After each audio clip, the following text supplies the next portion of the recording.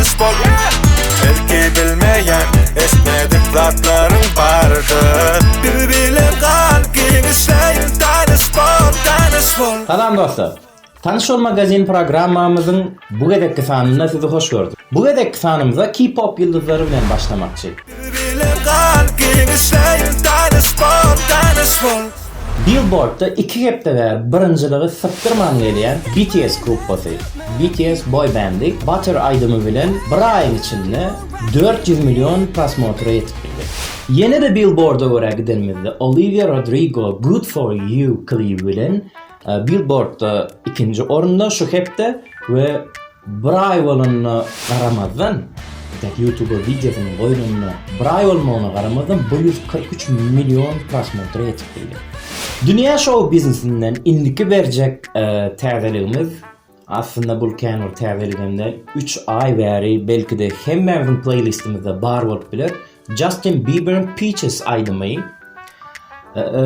3 ayın devamında 300 milyon prosmotor kazanıp bildi. Yöne Billboard'da hepdeler beri hakikaten qoğu orunlarda duruyor. Yöne edil şu hepde 5. oruna iza tesenem olsa üstünlük kazanıp bilen kliplerden biri oldu. Justin Bieber'a bu klibinde Daniel Caesar ve Givion'un yoldaşlık etti. Qoğu klip olupdur. Tomoja edin size mevcut fikirlerini aşağıda yazarım.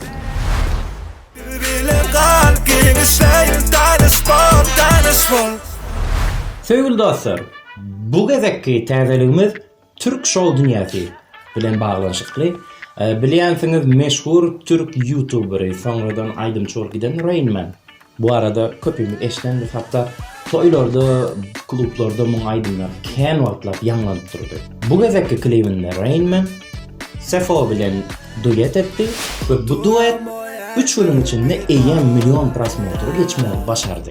Onun nemi Rain Man feat Sefo Bonita.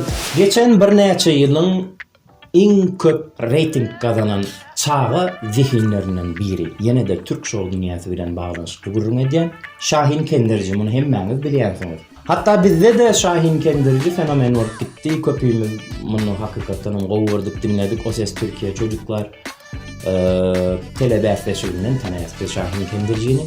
Yani bu gedekki təvəliğimiz Şahin'in özü var arada der. Şahin Kendirci'nin cigisi var, gıycigisi. Bu yaş aydımçının adı Zeliha. Zeliha Kendirci. Zeliha Kendirci hakikaten hem şeyde Kovaydiya oynan Şahin'den Kovaydiya. Men öz pikirim. YouTube'da yayınıma koy verilerini 2 hepde olununa qaramazdan Zeliha Kendirci'nin ilk aşkım klibi işte yarım milyon görünmeyi başardı.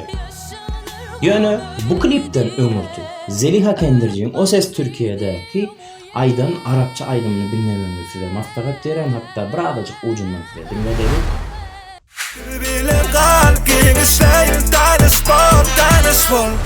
Sevgili dostlar, şimdi gelelim öz show dünyamıza. Öz show dünyamızdaki bizim yıldızlarımız neymi işler etti bu hepten devamında. Sekot Cumayev feat Saap. Sekot Cumayev bu klibinde rapper cigisi Saap bilen təzə bir Tomus üçün oğadan bir klip düşürttürlər, oğadan aydım işlettirlər. Aydım dinlep başlandan belki bilersiniz Habib Music'e değişli. Yani aydımın sözlerini bize gelen malumatlara göre Saap yazılıyor. Klibi Şahzat Batır düşürttür ve hakikaten hem zahmet sindirilen klip.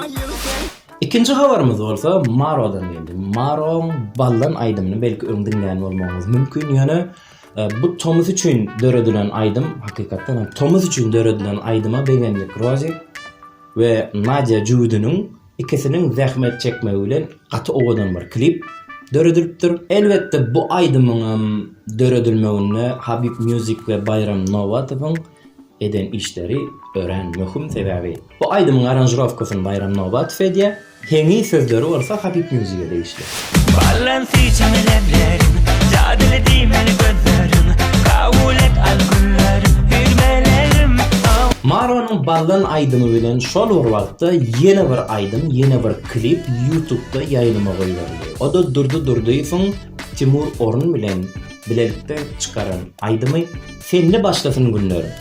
Aydımın döredilmeğine bir neçe yaş kompozitörlerimizin zahmeti var.